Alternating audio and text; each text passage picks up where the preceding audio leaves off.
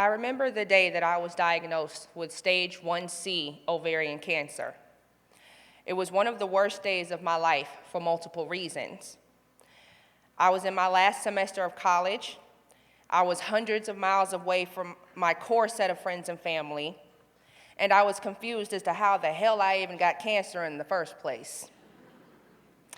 You'd think that these things would be my most pressing worries. They were not. Most women would be concerned about the fact that they have a disease that could potentially kill them. I was more concerned about the hair that I knew I was about to lose. I love my hair, obviously so.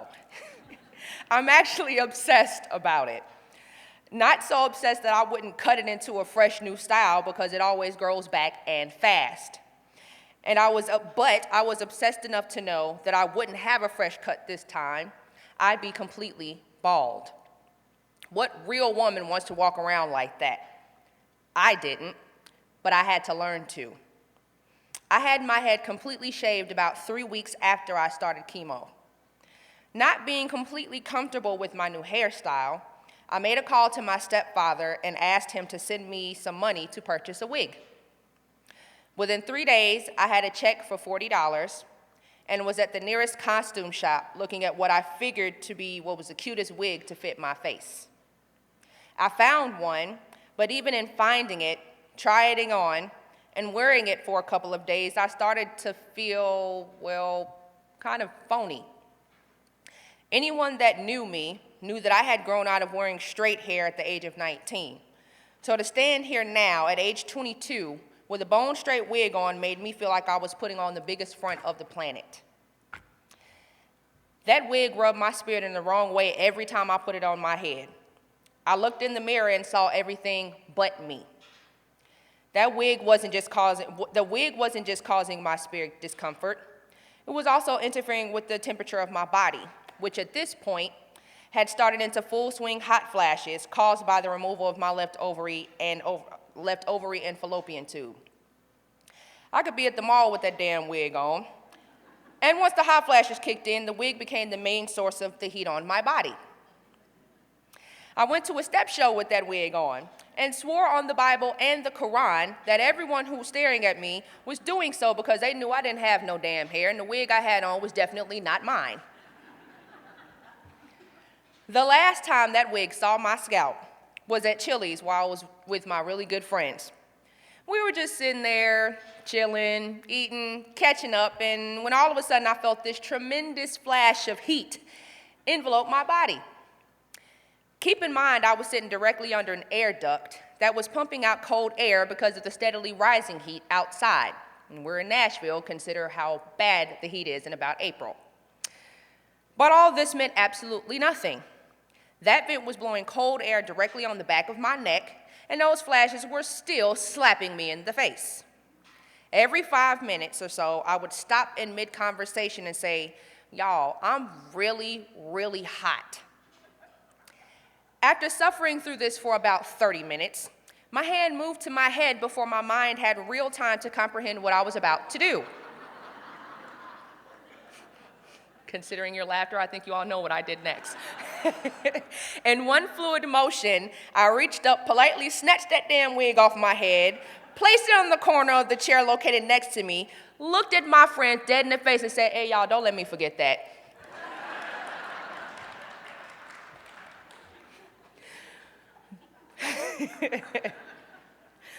Both they and the table of 10 located a few tables behind us sat there frozen for about 10 seconds.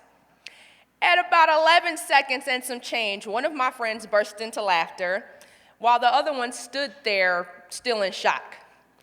I looked at them both and said, "What? Shit, I'm hot." They continued to laugh, we continued to eat and talk, and we went back to campus, wig in tow, to talk and laugh about it all again. I don't really know what motivated me to snatch that wig off, past the fact that it was just too damn hot up under all that hair. I think it was just me trying to shed myself of the one thing that was making me uncomfortable about having cancer. In my twisted little mind, I felt like wearing a wig was being phony. And phoning is something I was not even on accident. As a woman, I understand and know all too well how one's outward appearance correlates with one's inner feelings about themselves. Unfortunately for me, I had to learn how to be that confident without the head full of hair that I had been born with, and that was hard. I didn't necessarily like the fact that I had to walk around bald for God knows how long. What would people think about me? What would they say about me? Would my boyfriend leave me because he was no longer attracted to me, or I was no longer attractive to him?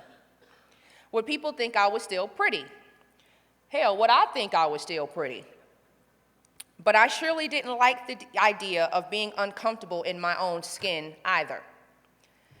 Being bald usually comes with having cancer. That is what it was, and I knew there was nothing I could do about it.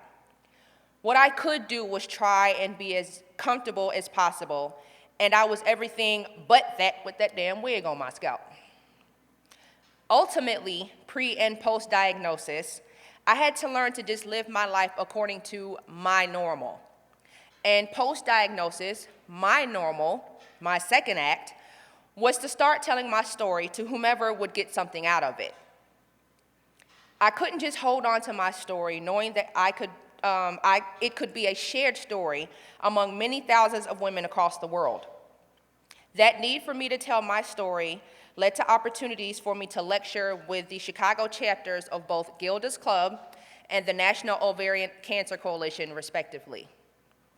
Not only am I able to tell my story to fellow survivors, but I am able to speak to future gynecological oncologists, it took me forever to learn how to pronounce that, about my story in hopes that they will know how to handle their cancer patients throughout their careers.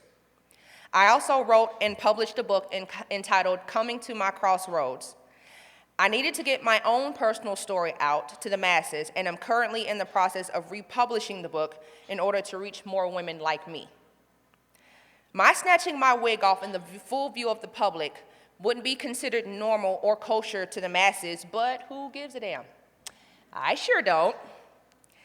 These are the same people who would live a lie by walking around with a head full of hair that is not theirs and a church fan sweating from every part of their body and fanning the heat swelling from their skin because they're just too scared to be themselves. I will never live my life like that, and neither should anyone else. Do what you need to do to make you happy, to live to your fullest potential, to be your normal, and to embrace your second act.